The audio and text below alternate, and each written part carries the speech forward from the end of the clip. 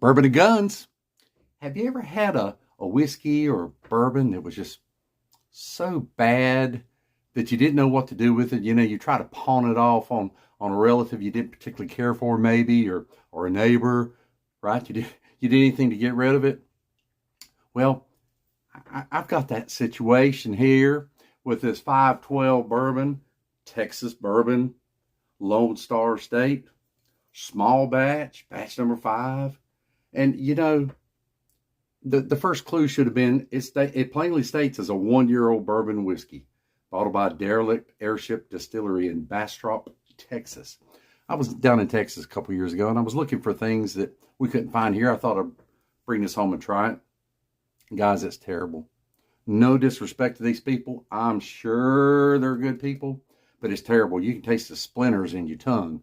As soon as you get the notes on it, it's just, whew, you smell the alcohol, right? It's just not a good bourbon at all, which in Texas, a bourbon will season a lot quicker than, say, Kentucky. What takes 4 years to make a pretty good bourbon in Kentucky will do it about 2 years in Texas because of the heat.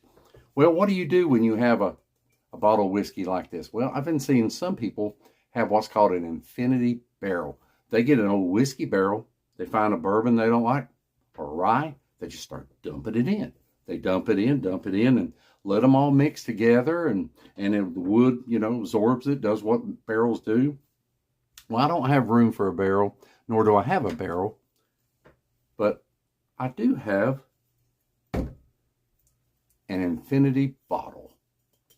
An infinity bottle. This is just an old Frey Ranch bottle. There's no Frey Ranch in here. I surely wouldn't do that to a good Frey Ranch bourbon.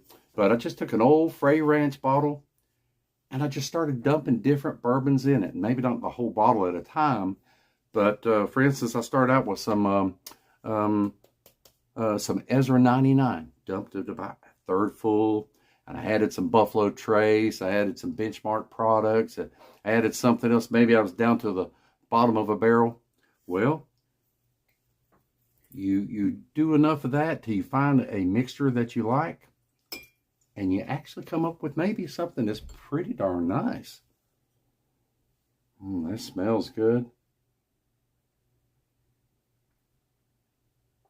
Oh, that's a really good bourbon.